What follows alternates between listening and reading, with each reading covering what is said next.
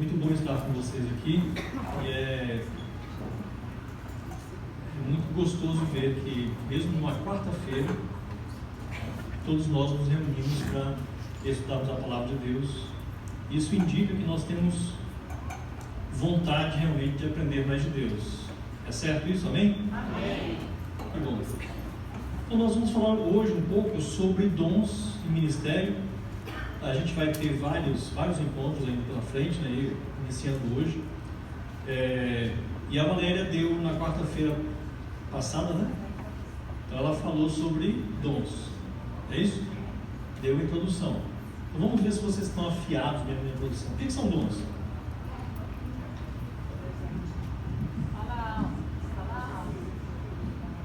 O que são dons? Presente de Deus. Mas presente por quê? Uma casa pode ser um presente de Deus, mas uma casa não é um dom para manifestar a glória dele. Mas em que sentido? Porque mesmo que a gente morra, nós manifestamos a glória de Deus para edificar a igreja.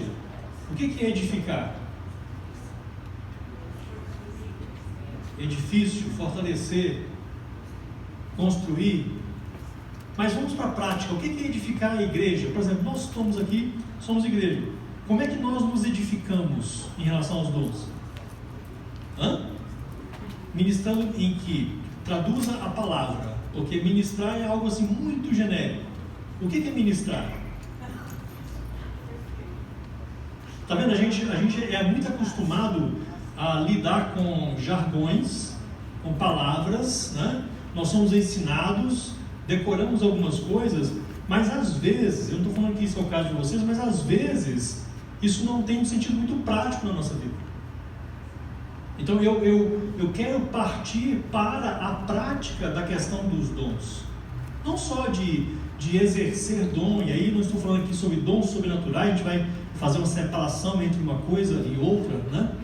Porque nós, quando falamos sobre dons, principalmente nós que buscamos ao Senhor em diversos aspectos da igreja, nós começamos a pensar em dons que tem a ver com a questão espetacular. Por exemplo, dom de cura, ou dom de línguas estranhas, ou dom de profecia, que muitas vezes é confundido com a questão de revelação e etc., né? Então nós sempre, quando falamos sobre dons, nós estamos basicamente pensando nessas questões que são manifestas no meio da igreja, né? Que são manifestações diversas. Por exemplo, você usou a palavra para ministrar, né? Que dons que sobrenaturais, que são usados para auxiliar e ajudar os outros a crescer. Isso é ministrar. Então, se eu tenho, por exemplo, o dom de cura, e alguém está enfermo e doente, eu posso impor as mãos sobre essa pessoa e Deus então pode curá-lo. Amém? Então, quando nós pensamos em dons, via de regra, nós estamos lidando com essas questões sobrenaturais. Agora eu queria já quebrar um paradigma com vocês. Esses dons não são importantes, porque eles são secundários. Os dons importantes são chamados de dons primários e são os dons ministeriais. Dentro dos dons ministeriais é que nós vamos encaixar os dons sobrenaturais. Para cada ministério que o Senhor dá à igreja, a gente vai ler um texto agora depois sobre isso. Para cada ministério que Deus dá à igreja, e eu queria fazer um parênteses sobre a palavra ministério.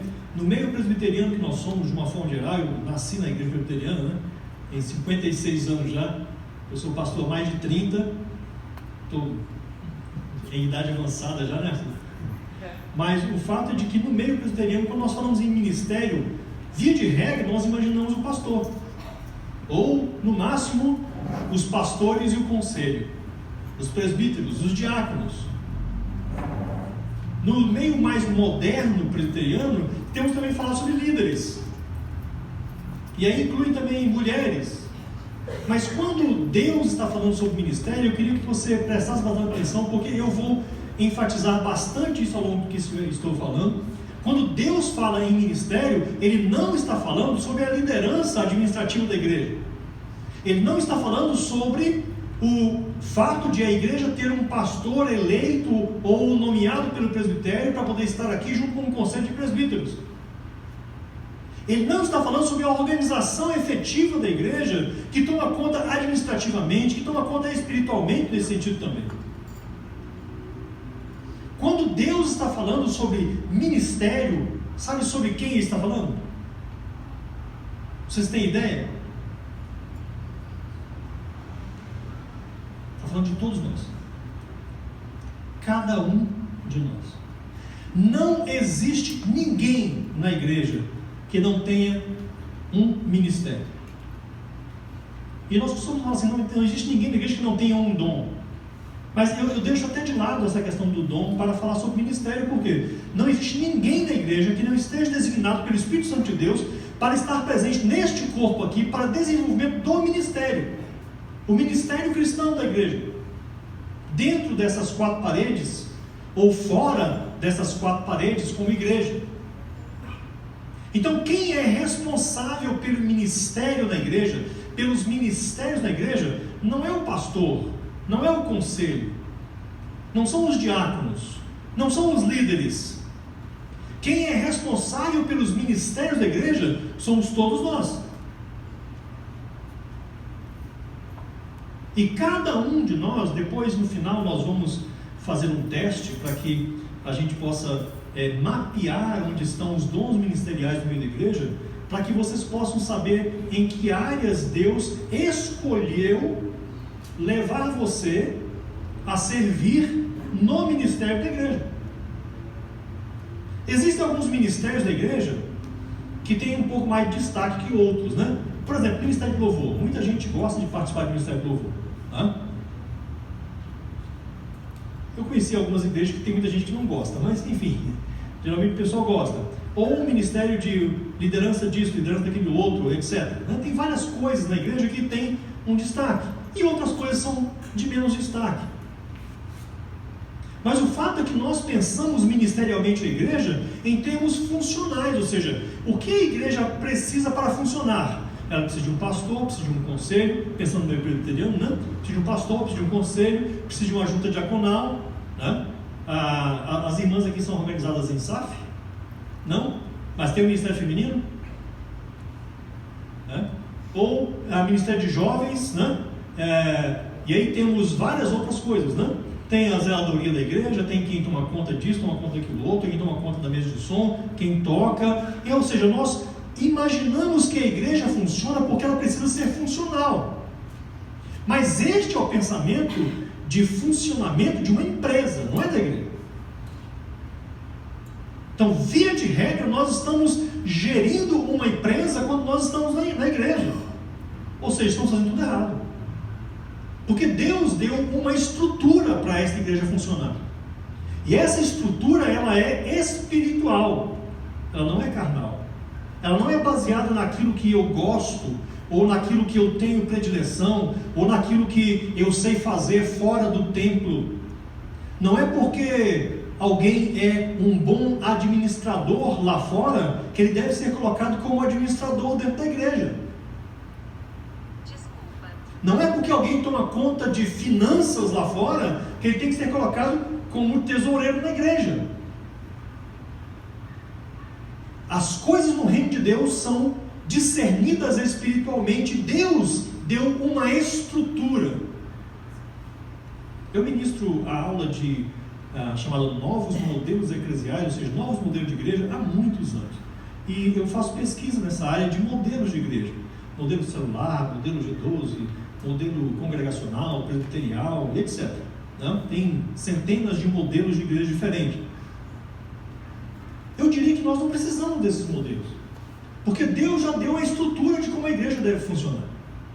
E Ele mostrou como funciona, porque é o Espírito Santo quem faz isso no meio da igreja. Por isso, então, nós queremos ministrar a vocês falando sobre os dons ministeriais, aqueles que fazem com que a estrutura da igreja, e eu estou pensando aqui especificamente no corpo, o local desta igreja.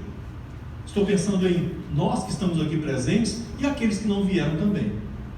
Então, estas pessoas aqui né? As que estão aqui e as que não estão aqui, mas que pertencem a este corpo local de igreja, tem uma estrutura dada por Deus, ministrada pelo Espírito Santo de Deus, de maneira que se nós pegarmos essa estrutura de Deus e colocarmos ela em prática, o que vai acontecer?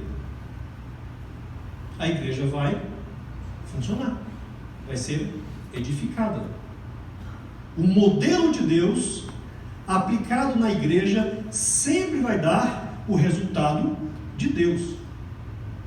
Pode ser que não dê o seu resultado, o meu resultado, o resultado do pastor.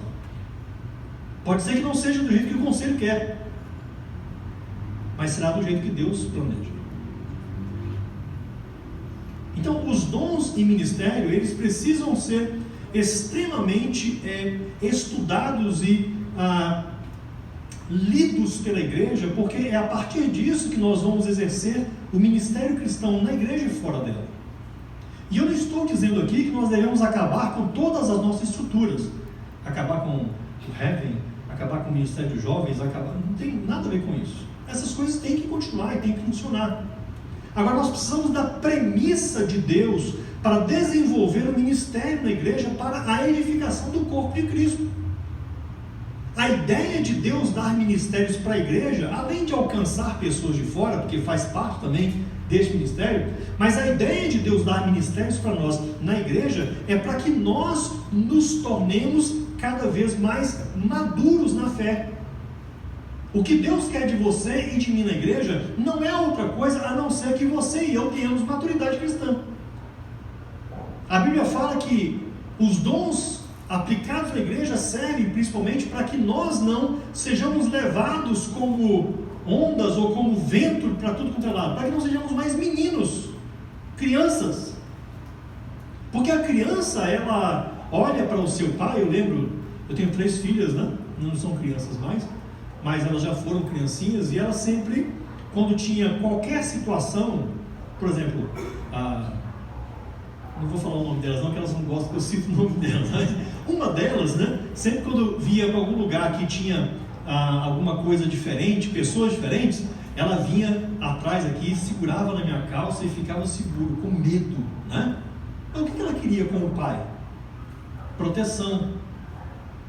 Porque ela não tinha maturidade ainda para poder enfrentar pessoas adultas. É evidente, né? Às vezes tinha 2 anos, 3 anos, 4 anos, 5 anos, até seus 11, 12 anos. Então, a Bíblia lida com isto. Então, imagina bem, um profissional que trabalha em uma empresa, e ele é o administrador dessa empresa há 15 anos. É um excelente administrador. Fez a empresa crescer, fez a empresa ganhar bastante dinheiro e etc. E aí ele se converte, e ele vem para a igreja. E aí então ele chega aqui, e nós olhamos para aquele homem ou para aquela mulher que são administradores, né? E vamos fazer o que com eles? Eles vão ser batizados, vão fazer profissão de fé, vão estar no nosso meio, e aí nós vamos colocá-lo no ministério, porque já que ele é um excelente administrador, vamos colocá-lo aonde? Para que ele possa administrar as coisas da igreja. A Bíblia diz não, categoricamente. A Bíblia fala explicitamente que nós não devemos fazer isso, porque essas pessoas, por mais experiência que tenham na sua vida prática lá fora, aqui dentro ainda são crianças. A Bíblia chama de neófitos, aqueles que são novos na fé e que não devem ser colocados no ministério. Eles devem aprender a ter maturidade primeiro.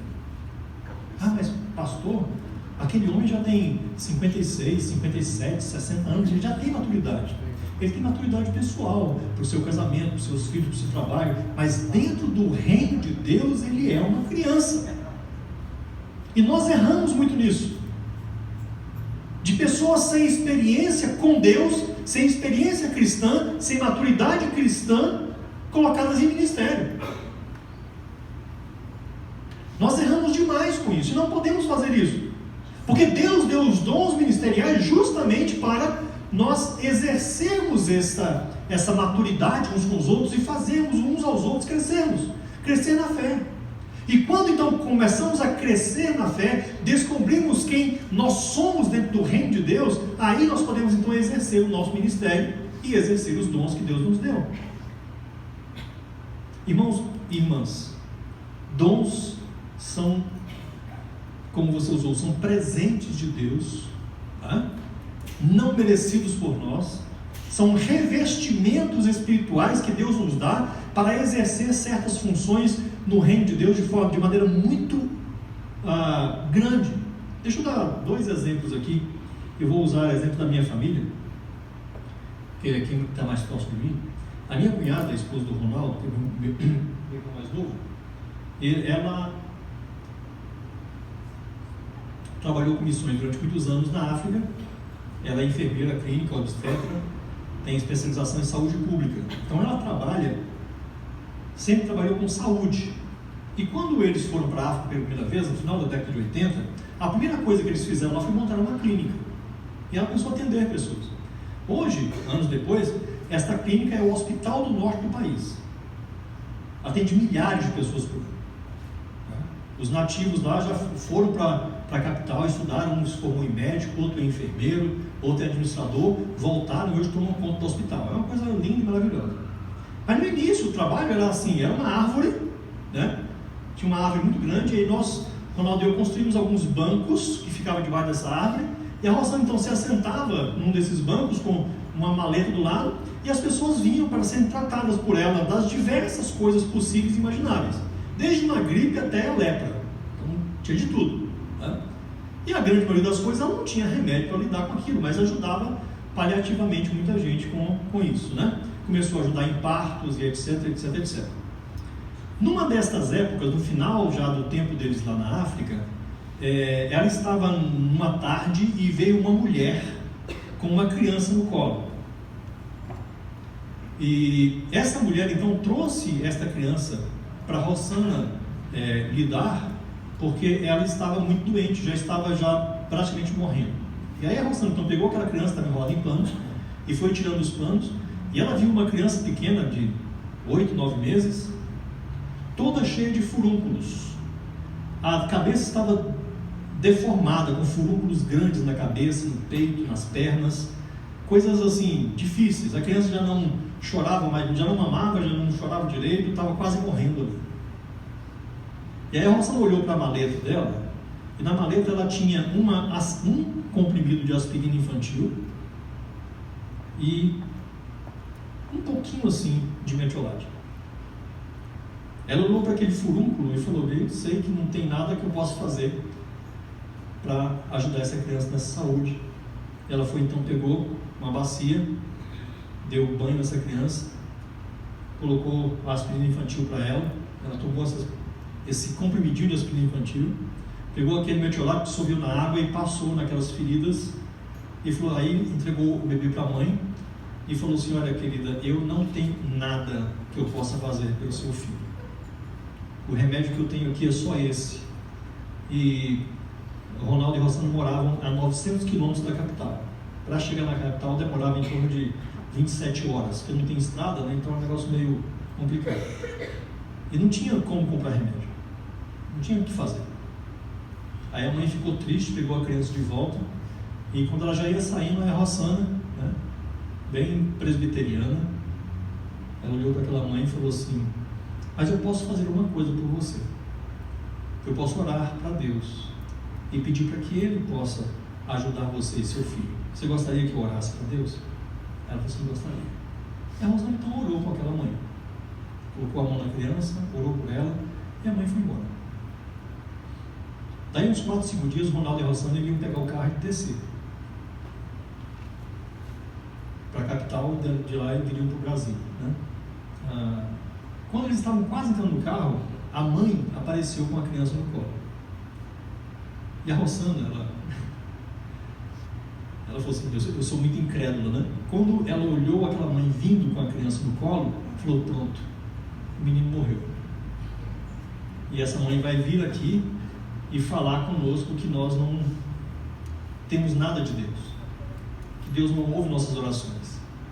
Pronto, vai acabar com o nosso ministério. E a mãe veio de cabeça baixa, e tudo, olhou para a Rossana e entregou a criança para a Rossana. A Rossana, trêmula, colocou a criança na mesa e foi desenrolando, e não tinha nenhum furúnculo na criança mais. Para não dizer que não havia as marquinhas secas que estavam ainda na criança. Ela estava respirando, comendo, se alimentando, e a mãe estava glorificando o nome de Deus. Ela saiu dali pregando em todas as aldeias que ela frequentou, dizendo do Deus que cura.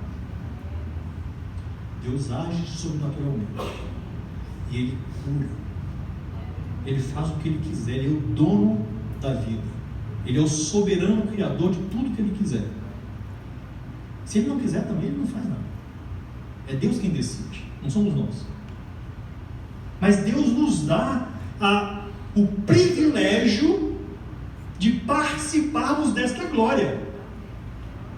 Os dons são privilégios que Deus nos dá de participarmos desta glória que é a edificação do corpo de Cristo. É a coisa mais importante que você vai fazer na sua vida, é exercer o seu ministério no meio do corpo de Cristo. E se você exercer o seu ministério no meio do corpo de Cristo de maneira íntegra com o Senhor, de maneira a falar com Deus aquilo que Deus quer e de responder a Deus e de cuidar uns dos outros, você vai ver uma modificação completa e total, não na vida dos outros. Você vai ver isso também.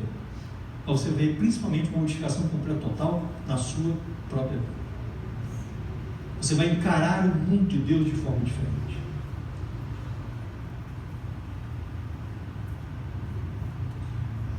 Então eu queria falar algumas coisinhas poucas sobre os dons. Primeiro, os dons não são para o crescimento cristão. Então quando Deus dá dons para a igreja, não é para que nós possamos crescer, para que possamos então sermos melhores, isso, aquilo, outro.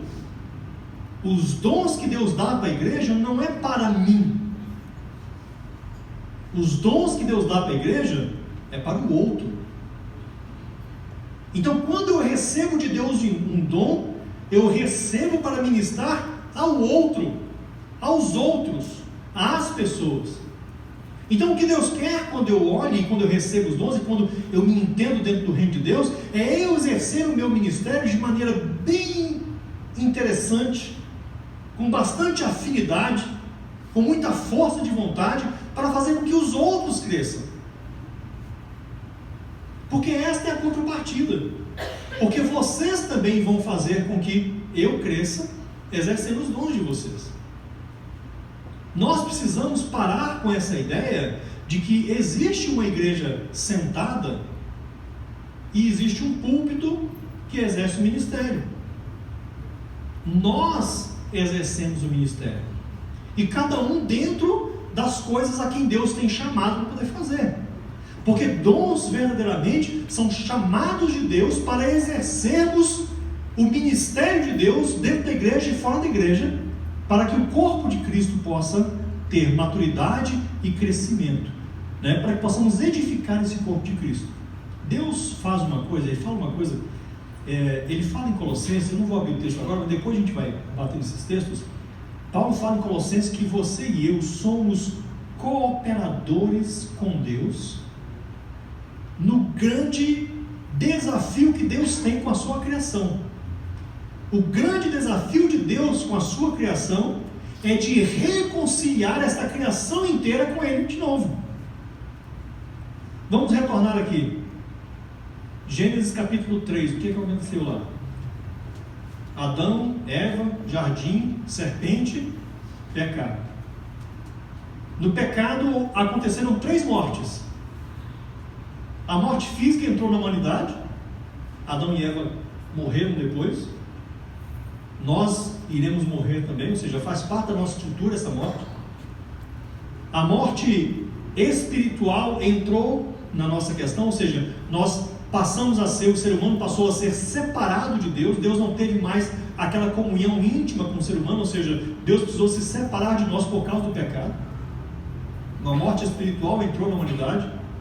E em consequência dessa morte espiritual, quando o ser humano morre, então essa morte física, a morte eterna acontece. Um ser humano que vive sem Deus e que morre sem Deus, viverá eternamente sem Deus.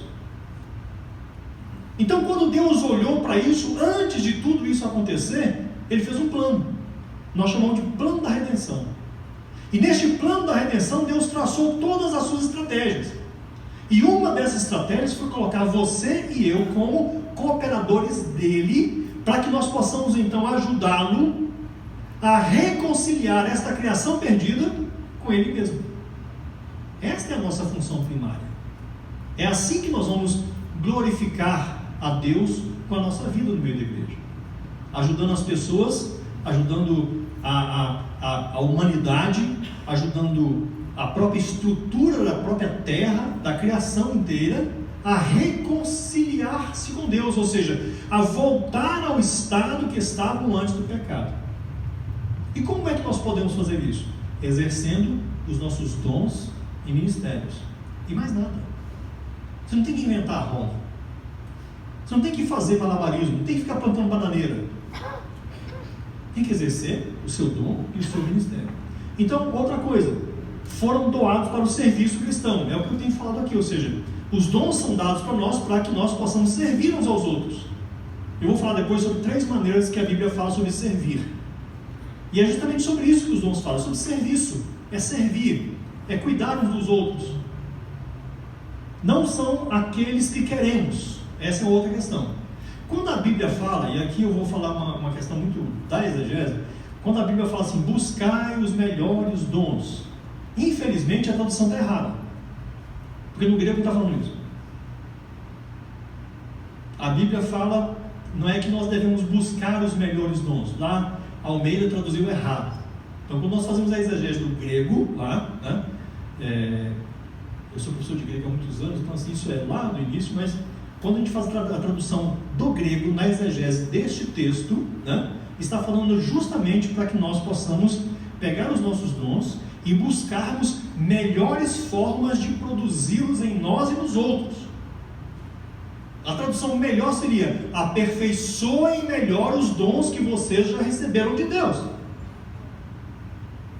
Não é para você buscar, não, eu gosto muito de dom de línguas, então eu vou buscar dom de línguas. Não é os dons que nós queremos, porque senão não é dom. Dom é uma graça imerecida do soberano Criador para a minha vida, porque Ele sabe quem eu sou, Ele conhece a minha estrutura, Ele que me formou, Ele sabe da minha estrutura familiar, sabe da minha estrutura educacional, sabe da minha formação, e a partir disso então, Ele me coloca no corpo de Cristo para desenvolver aquele dom específico. É planejamento de Deus, não é meu, não é aquilo que eu quero, é aquilo que Deus quer. E é sempre melhor, porque afinal de contas Deus conhece você e eu melhor do que nós nos conhecemos. Amém? Se vocês quiserem me interromper qualquer hora, pode interromper, igual a Valéria falou. É só levantar a mão e fazer pergunta, tá? Eu prometo que se eu não responder, a Valéria responde.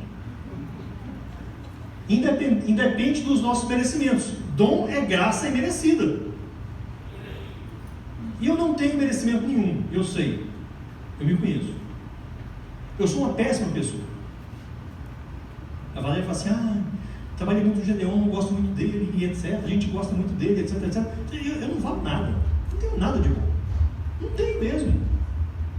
Se eu for contar para vocês meus pecados aqui, vocês vão escandalizar. A graça é a chave maior que doa o dom, né? Então a graça de Deus é o motivo pelo qual Ele nos dá o dom, né? A graça ela é motivo para tudo, inclusive para a salvação, não só para os dons, né? Os dons são as ferramentas que a graça nos dá. A graça é que nos promove isso, né? Então assim, eu não tenho nada de bom, gente, não tenho mesmo. Eu sei que eu sou fraco, eu sei que eu sou um monte de coisa. Um dia eu posso até dar um testemunho aqui para vocês da minha conversão, para vocês saberem quem eu sou de verdade, né? Então eu não tenho nada que possa falar assim, não, o Gedeon é um cara joia aí, ó, 100%, beleza nada, eu sou um pecador, inveterado, aqui está tudo podre aqui dentro. Todo dia que eu levanto pela manhã, eu encontro meu pecado, E se não for pela misericórdia de Deus, não chega no final do dia. Então não é porque eu mereço, não é porque nós merecemos que a gente recebe. É porque Deus tem um plano. E independente de você achar que você merece ou não, o plano de Deus é você. O plano de Deus somos nós. Então quando a Bíblia fala assim que, no texto grego que a gente vai ler, a gente vai ler o texto grego, mas no texto de Efésios que nós vamos ler, fala que Deus deu dons aos homens. É uma Bíblia complicada, né? Traduzida em uma época que nos falava sobre mulheres, né? Na verdade, Deus deu os dons aos seres humanos, né? Não é só aos homens, as mulheres também receberam, né? Mas na verdade, aqui o texto deveria ser melhor traduzido é que Deus deu pessoas como dons à igreja. Não é que Deus deu presentes para nós, Deus nos deu como presentes para a igreja. Nós somos os dons de Deus. Essa que é a grande questão. Eu sou o dom de Deus para a igreja, você é o dom de Deus para a igreja. E eu queria fazer uma palavra de alerta aqui para você pensar nisso. Se você pudesse nem dormir hoje pensando nisso, seria bom. Enquanto você não encarar que você é o presente de Deus como dom a esta igreja, a sua vida e a vida da igreja vão estar travadas. Porque Deus só vai fazer essa igreja chegar onde Ele quer que chegue, se vocês todos, nós todos, exercermos como sermos presentes de Deus para essa igreja. E não adianta nós ficarmos com os braços cruzados, pensarmos que estamos aqui e temos um pastor, temos um conselho, temos uma liderança, eles têm que exercer o ministério, fazer tudo, e etc, etc. Não é assim que a igreja funciona. A igreja não é uma empresa onde tem um líder que funciona. A igreja é um corpo. E eu quero sempre que você tenha isso em mente. A igreja é um corpo. A igreja tem um cérebro, a igreja tem braços, a igreja tem pernas, a igreja tem estômago, a igreja tem pulmão, tem orelhas, tem ouvidos, tem voz, tem boca, tem nariz. A igreja é um corpo. E estas partes todas do corpo é que juntas, exercendo seus dons, é que vão fazer com que esse corpo cresça e vão fazer com que esse corpo funcione.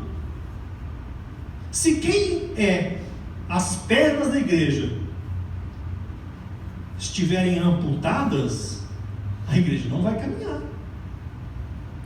Se quem for os braços da igreja não se movimentarem, estiverem inertes, a igreja não vai movimentar. Se quem for o pulmão da igreja para poder respirar não exercer a sua função, a igreja não vai respirar. E sabe o que acontece? Eu queria dar uma notícia triste para vocês. Quando os dons não são exercidos, né? Eu sou mestre em dar notícia triste, viu, gente? Eu tenho mais notícia triste para dar do que notícia alegre, mas quando os dons não são exercidos no meio da igreja, sabe o que substitui os dons? A estrutura. Nós deixamos então de ser igreja para sermos templo. E aí nós substituímos Deus pelo culto. Substituímos a palavra pelas vontades e desejos próprios. Substituímos os relacionamentos por utilitarismo. Usamos uns aos outros. Substituímos a comunhão por festas e falsidade. E a igreja funciona. Não é um corpo, mas funciona. É uma estrutura. E muitas vezes nós nos apegamos tanto a essa estrutura, que nós não conhecemos mais Deus e nem temos relacionamento com Ele. Só temos relacionamento com a coisa, com o templo, com a religiosidade, com a religião, com a estrutura. Quando nós não exercemos os dons, o corpo não funciona, mas alguma coisa funciona. E esta coisa, ela é demoníaca e é do diabo. Ela não é de Deus. A igreja, estrutura denominacional, qualquer que seja ela não é algo que Deus planejou, mas é algo que Deus suporta, contanto que dentro dessa estrutura o corpo continue a funcionar. Vou só falar de um texto aqui para a gente poder passar um pouquinho para lá. Vocês se lembram do livro de Apocalipse, amém? Já leram? Se não leram, leiam. Não existe livro mais atual para a igreja do que o livro de Apocalipse.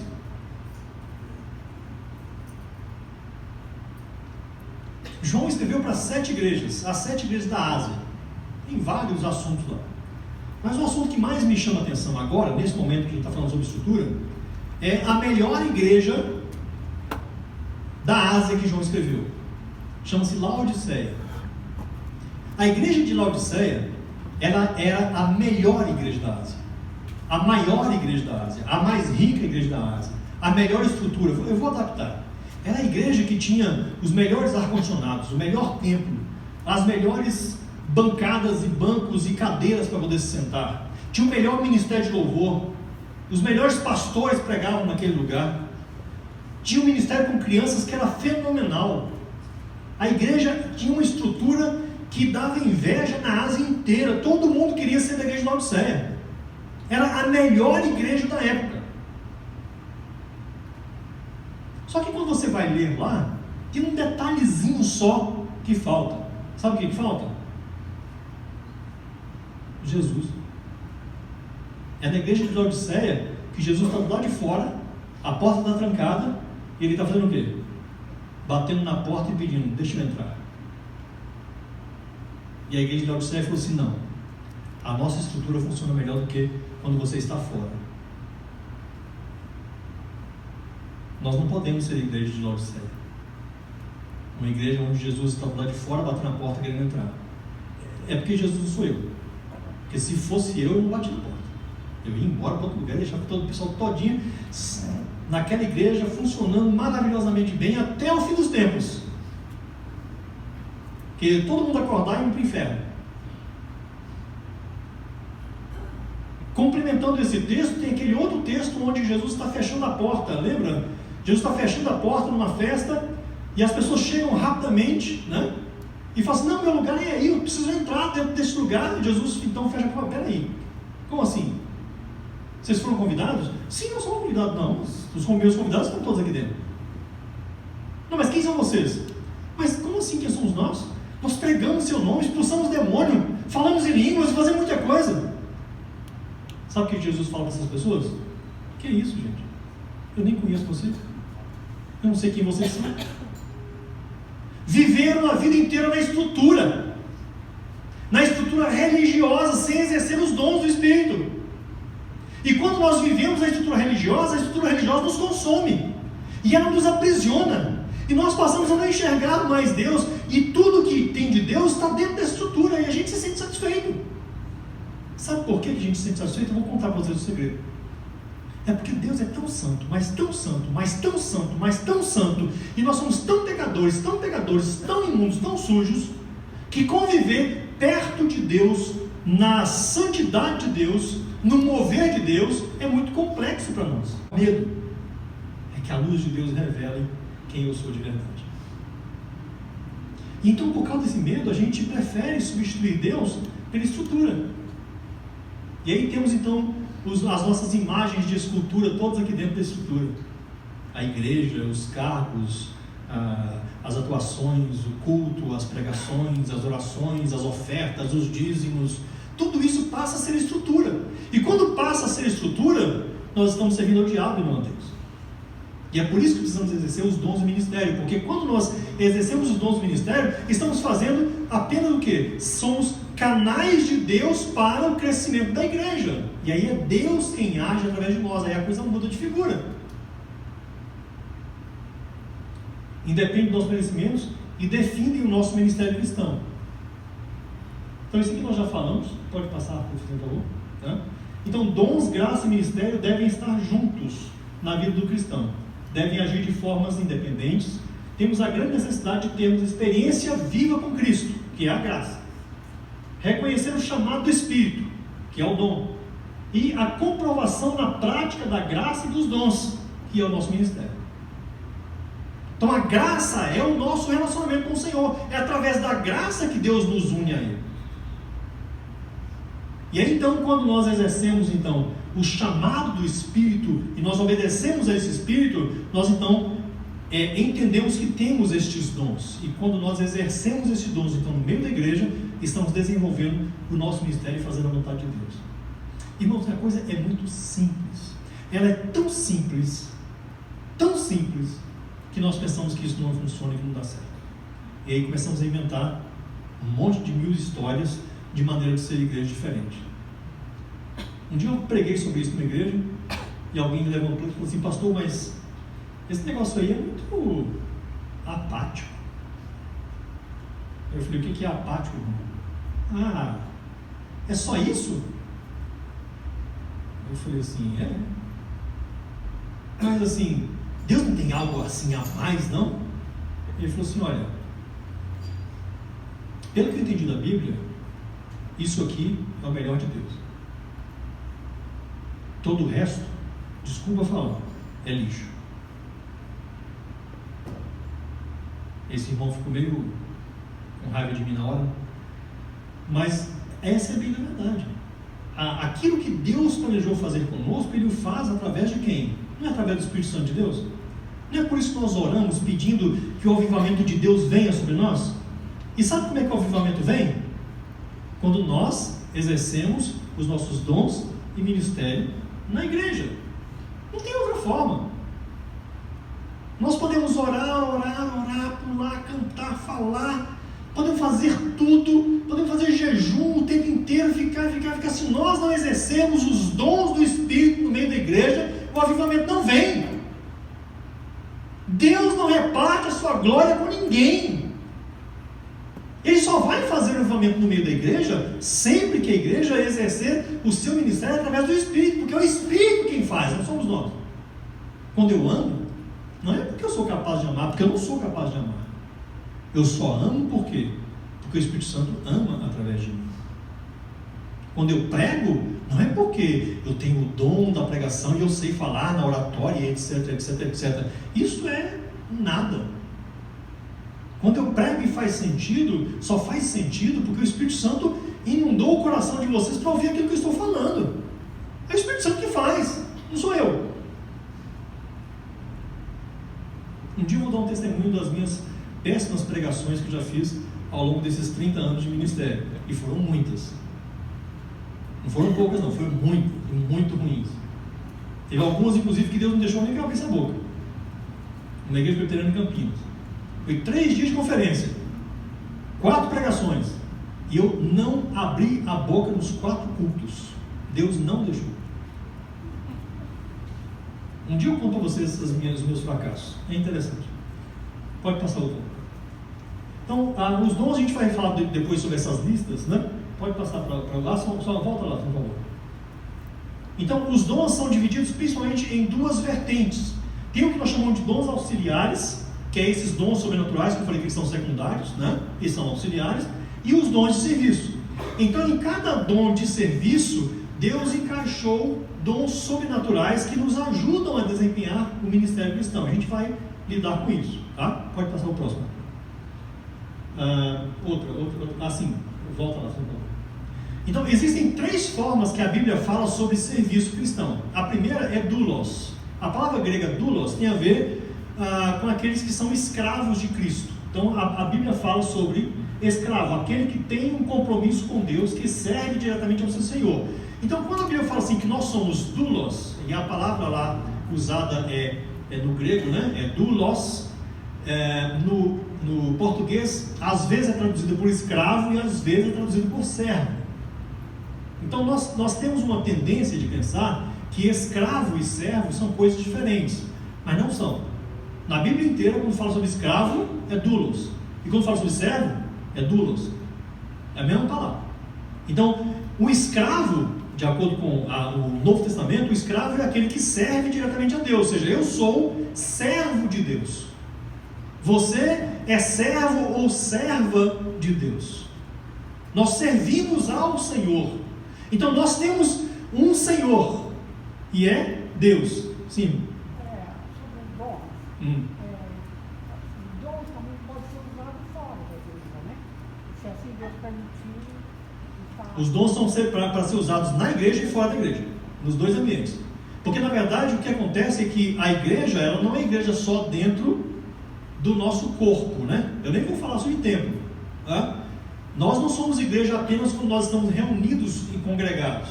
Nós também somos igreja quando estamos na nossa casa, na nossa família, no nosso trabalho, na escola e etc. Lá também somos aquela parte da igreja que vai para lá. E os dons precisam ser exercidos lá. Há dons específicos, inclusive, que são exercidos apenas fora da igreja e não dentro da igreja. Agora, por que são exercidos fora da igreja? Para a edificação do corpo de Cristo, ou seja, há pessoas que estão fora da igreja, que pertencem a Deus e que precisam ser trazidas para dentro. Aí tem a ver com evangelização, com discipulado, né? Com missões, etc., que são dons de serviço para Deus. Tá? Outra forma que a Bíblia fala sobre esclarecer, irmão? Tá. Outra forma que a Bíblia fala sobre o serviço, né? Sobre o serviço, sobre os dons, sobre o servo, é a palavra diáconos, de onde vem a palavra diáconos no português, né? Que, ou seja, o português não criou uma palavra nova, ele apenas transliterou a palavra grega e transformou naquilo que nós conhecemos como diáconos, diácono ou diaconisa. Aqui na igreja tem diaconisa, né? Então, quando é mulher é diaconisa, quando é homem é diácono. Ou seja, essa é a expressão do grego que fala sobre aqueles que servem a Deus servindo a comunidade. Então o doulos, ele está a serviço de Deus diretamente, ou seja, eles têm uma prestação de conta para dar para Deus, ele está servindo a Deus, ele tem contato com Deus, ele é um servo do seu Senhor e faz aquilo que o Senhor manda. O diácono ou a diaconisa, ele também faz aquilo que o Senhor manda, mas ele faz aquilo que o Senhor manda no meio da comunidade. Então o diácono é aquele que serve a Deus servindo ao outro, é aquele que cuida do outro porque Deus está no controle da sua vida. E a terceira coisa são os leiturgos. É outra maneira de falar sobre quem são os servos no meio do Novo Testamento. O leiturgos é um edificador. É aquele que serve ao Senhor sendo usado para abençoar e edificar outros. Então o leiturgos é de onde vem a nossa palavra a liturgia. Coisa que a gente usa muito pouco hoje em dia, né? Porque a gente pensa que liturgia é aquela coisa engessada, né? Eu me lembro quando eu me iniciei no meu ministério, para poder pregar ou dirigir na igreja. Meu pai era pastor de uma igreja que tinha 7 congregações. E aí, Ronaldo e eu queríamos ir para o ministério. Ele falou assim, que legal. Aí a gente falou assim, bem, e agora, quando é que você vai enviar para o seminário? Ele falou, daqui uns 2 anos. Como assim, pai, daqui a 2 anos? Daqui a 2 anos. E por que o senhor quer que eu faça durante esses 2 anos? Você vai pastorear. Eu falei, pai, eu quero ir para o ministério, eu quero ir para o seminário, não quero pastorear. Aí ele olhou para mim e falou assim, bem, se você pastorear durante 2 anos, e você ficar nesse pastoreio, e você entender o que é o ministério, eu te mando para o seminário. Se você não ficar, você não vai para lugar nenhum. Eu falei, ok. E lá vou eu, com 17 anos, pastorear uma igreja. E eu não sabia nada de pastorear. E aí tinha a liturgia. Presbiterianos bem tradicionais naquela região, no norte do Espírito Santo, pessoal muito tradicionalzão. E aí era uma igreja na roça, gente. Na roça mesmo. Tinha a igrejinha lá, com 70 pessoas, e não tinha mais nada. Aí 9 horas da manhã tinha o culto principal, que era de manhã. De noite não tinha culto, porque era roça. Então o pessoal só vinha de manhã, né? 9 horas da manhã estava lá na igreja esperando todo mundo. Não tinha ninguém na igreja. 9 e 1 chegava assim umas 300 charretes. E cavalo todo pelado. E o pessoal entrava, todo mundo lá. E aí o ministério, mas assim, era coisa muito tradicional. E 9 horas da manhã na roça eu tinha que estar de terno, de gravata. E tinha que ter uma liturgia escrita, aprovada pelo conselho, para poder. Sabe aquela coisa? Né? Então, leiturgos é de onde vem esta liturgia. Só que nós engessamos a coisa, né? A ideia não é essa. A ideia são pessoas usadas por Deus como servos para edificar os outros. Ou seja, é aqueles que exercem os dons ministeriais dentro da igreja. Esses são os edificadores. Lá em Atos 13, quando fala que havia pessoas ali reunidas no momento em que eles separaram Paulo e Barnabé para o ministério de Paulo e Barnabé de pregação do evangelho no mundo inteiro, a Bíblia fala que havia vários homens e mulheres como leiturgos, que eram os edificadores da igreja. E sabe o que eles estavam fazendo? Eles estavam orando. pedindo que o Espírito Santo fizesse aquilo que o Espírito Santo tem que fazer: separar pessoas para o ministério. O Espírito Santo, então, depois da oração deles, falou com eles: separai agora Paulo e Barnabé para uma obra que eu tenho chamado para eles. E então Paulo é enviado e ele prega o Evangelho no mundo romano inteiro, e nós conhecemos o ministério de Paulo e as viagens missionárias. Paulo foi o primeiro missionário enviado pela igreja, sustentado pela igreja, como um leiturgos, como um edificador, aquele que exerce realmente os seus dons. O outro. Bem, eu queria que você abrisse sua Bíblia agora, lá no livro de Efésios.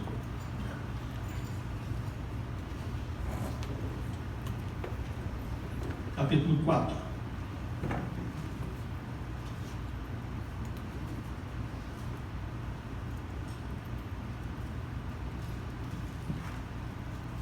Efésios capítulo 4.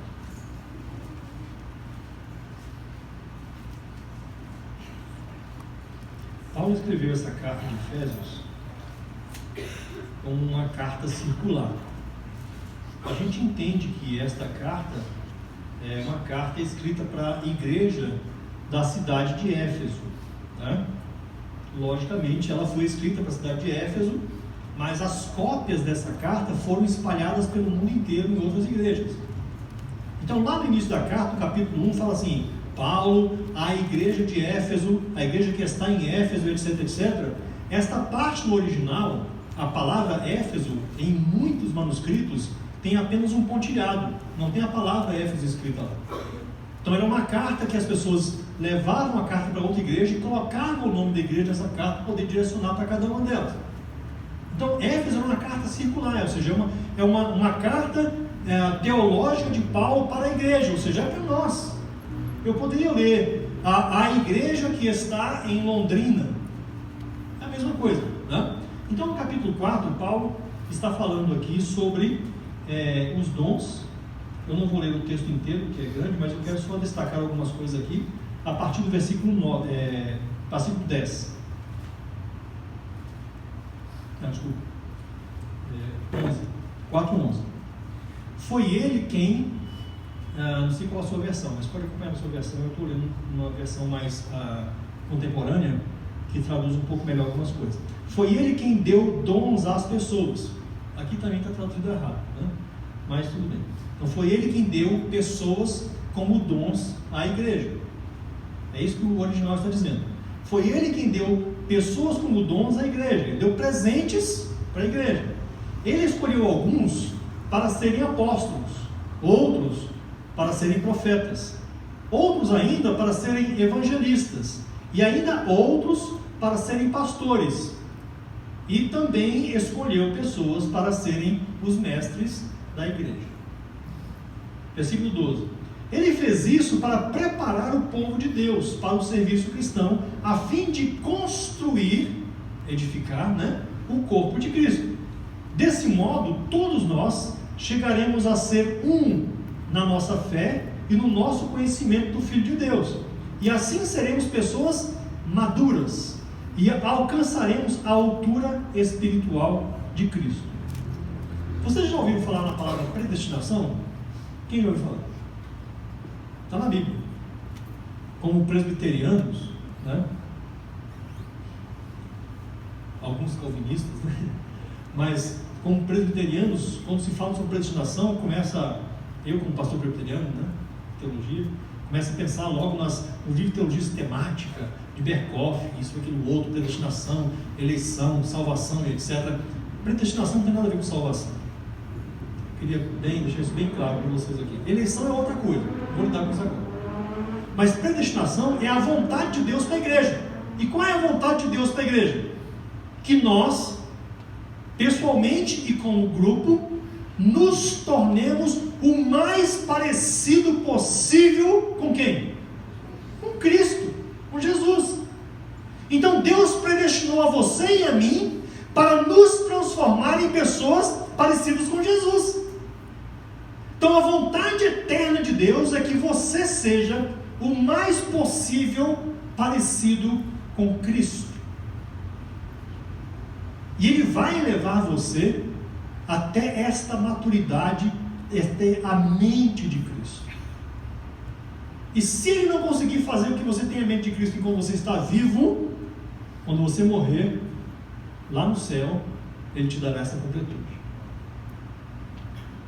Neste aspecto, uma coisa que eu gosto muito de falar, a viagem é muito mais importante do que o destino. O céu já é nosso, não tem que me preocupar com isso.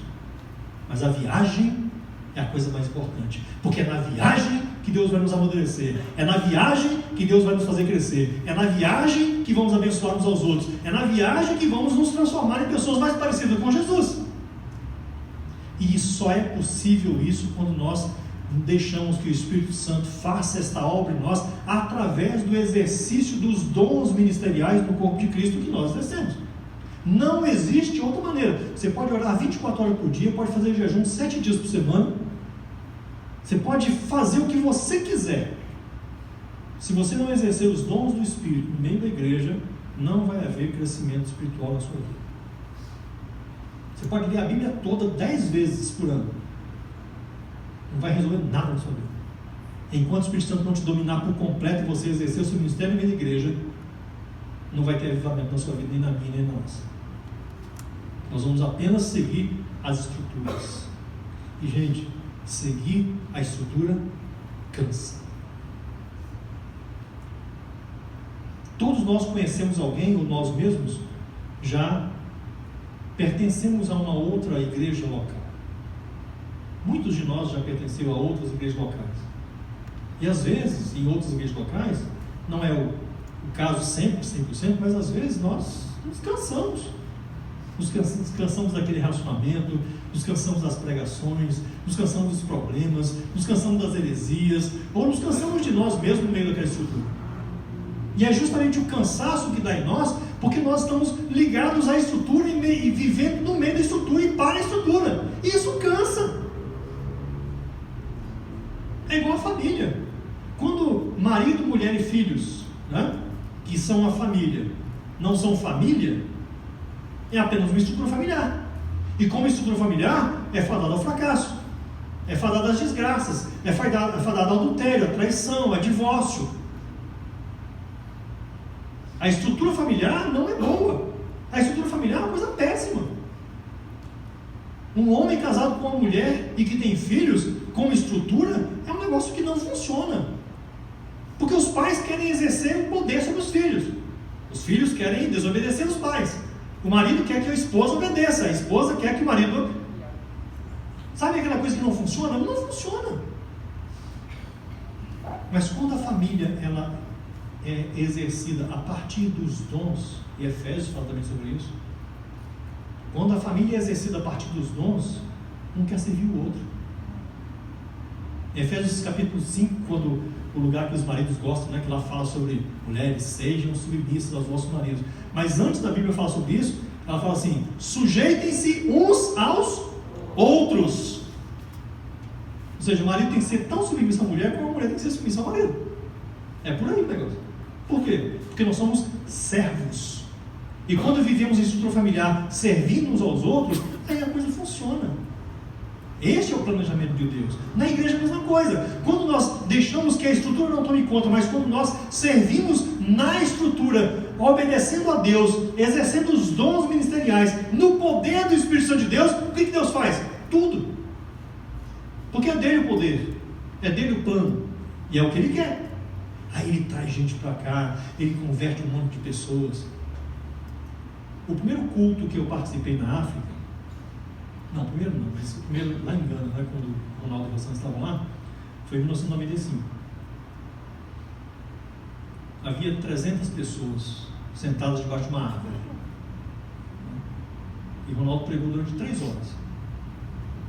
Porque como tinha se traduzido a pregação para 6 línguas diferentes, não demorava. Ele pregava, falava uma frase, aí a frase era repetida com uma língua, outra língua, outra língua, outra língua, outra língua, aí depois voltava. Eu brincava com ele que ele se perdeu num monte de pregação, um monte de coisa, porque até que a coisa voltava para ele, já tinha perdido o ânimo para poder continuar falando, né? Mas enfim, foi, pregou, né? E aquele pessoal todo, vocês não imaginam a cena.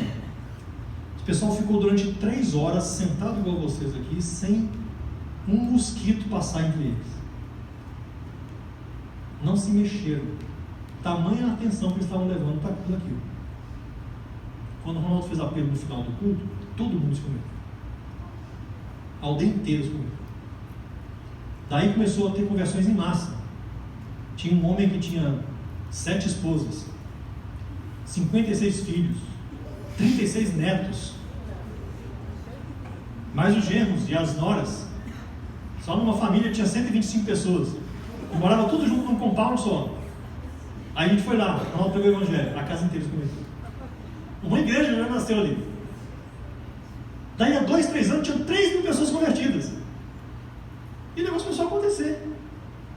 Aqueles homens e aquelas mulheres no meio daquela igreja estavam vivendo fora da estrutura, mas estavam vivendo no poder do Espírito Santo de Deus. E Deus fez uma revolução tão grande que hoje no meio daquele povo tem mais de 37.000 pessoas naquela igreja. É um negócio estupendo, maravilhoso, sensacional. Sabe qual é a maior revolta de Ronaldo? Que a igreja cresceu mais quando ele foi embora. É brincadeira, mas ele fala sobre isso. A igreja cresceu muito mais quando eu fui embora, quando a igreja ficou com as pessoas que são de lá, né? E a igreja cresceu. E eles aprenderam a viver na estrutura de Deus e não na estrutura humana. Tanto que eles demoraram para poder construir um local para poder se reunir. Se reuniam debaixo da árvore. Você imagina 3.000 pessoas debaixo de uma árvore se reunindo. E aí, imagina o tamanho da árvore, né? É enorme, aquela baobá imensa, grandona, né? Maravilhosa, cheia de sombra, né? Um calor de 48, 49 graus, né? Maravilhoso. Mas, então, este texto que nós estamos falando aqui é sobre isso, sobre o ministério cristão à igreja. Então, Deus deu para a igreja, pelo menos, eu falo pelo menos, que pode ser que existam outros assim, que a Bíblia não fala, ok? Mas nós vamos lidar com esses 5 aqui. São 5 ministérios que Deus deu para a igreja, ou seja, Deus separou. Se uma igreja tem, quantas pessoas tem na igreja aqui, Arthur e Valéria? Mais ou menos 180. Então, no meio das 180 pessoas desta igreja aqui, existem pessoas que têm o dom de apóstolo. Eu vou explicar cada um deles depois para vocês. No meio dos 180 existem pessoas que têm dom de profetas ou profetisas. Existem pessoas no meio de 180 que têm dom de evangelistas. Outros são os pastores da igreja. Outros são os mestres. E eu queria fazer uma ressalva aqui. Não confunda pastor ofício com pastor dom. São duas coisas completamente diferentes. Às vezes, né, que é o nosso caso aqui, o Arthur, que é o pastor da igreja, ele tem um dom de pastor. Ele é pastor. Ele pastoreia pessoas. Mas nem sempre isso acontece. Muitas vezes o pastor oficial da igreja, ele tem um dom de profeta. E essa igreja sofre muito, porque profeta desce a lenha. Mais parecido comigo. Desculpa. O profeta fala na ferida, toca na ferida, né? Aí todo culto que o pastor é profeta, né? A pessoa assim, rapaz, eu fui na igreja hoje, saí de lá arrebentado, né? O pastor como o profeta como pastor está nisso, né? Às vezes o pastor é apóstolo, então ele se preocupa muito na igreja, só com missões, pregação, evangelização, só para lá de fora. E a igreja fica meio solta, e assim por diante. Então os dons são diferentes. Ou seja, existem pessoas dentro da igreja que são os pastores ou as pastoras da igreja no exercício dos dons, que são aqueles que são os cuidadores. A gente vai falar de um por um aqui desses dons. Então, estes dons, eles são a fórmula de Deus, se pudesse usar essa palavra, né? O método de Deus, a metodologia de Deus para a igreja, para o corpo de Cristo, para edificar o corpo de Cristo. Nós precisamos, em toda a igreja local, ter pessoas que têm dom de apóstolo. Precisamos dos dons de profetas e profetisas, de pastores e pastoras, de evangelistas, de mestres e mestras. Sem estes dons no meio da igreja, a igreja é disfuncional. Ela anda capenga, geralmente carregada por 2, 3 da liderança. E é um peso enorme que nós colocamos nos nossos líderes, a função de nos carregar no ministério. É por isso que a igreja precisa crescer nesse sentido, de amadurecer, entendendo que o ministério cristão é para ser exercido por todos nós. Valéria, você me deu um sinal, eu não entendi direito. É para parar ou continuar? Tá. Aí, então, a gente vai até nesse ponto aqui. Na outra a gente continua, né? O fato, então, é que nós precisamos entender isso. Ou seja, estes são os dons que Deus deu para a igreja. Então, existe muito aqui que a gente precisa lidar, né? Eu vou trazer para vocês, vai ser quarta-feira que vem, a continuação? Então, na quarta-feira que vem, nós vamos fazer uma exegese bem prática de cada um desses termos aqui para a igreja, para a gente poder discutir isso. Inclusive, desmistificar um monte de coisa. Porque quando falamos sobre apóstolos hoje em dia, por exemplo, a gente começa a pensar nesses apóstolos que se autonomeiam apóstolos no meio das igrejas. Apóstolo fulano de tal, apóstolo fulano de tal, apóstolo fulano de tal, né? Aí tem, depois do apóstolo tem o patriarca fulano de tal, né? Aí tem o pai apóstolo, né? Tem tudo. Tem duas pessoas, tem um no Brasil e um nos Estados Unidos, que foram agora nomeados como reis e sacerdotes, né?